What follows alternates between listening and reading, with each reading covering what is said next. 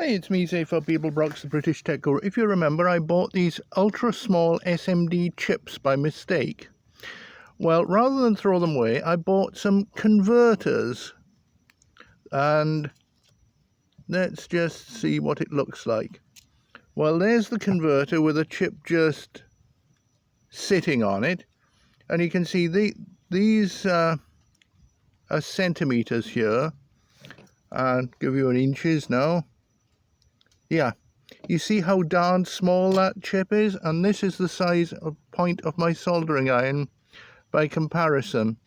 I do have a finer soldering iron, and this is going to be an interesting challenge to solder it all together.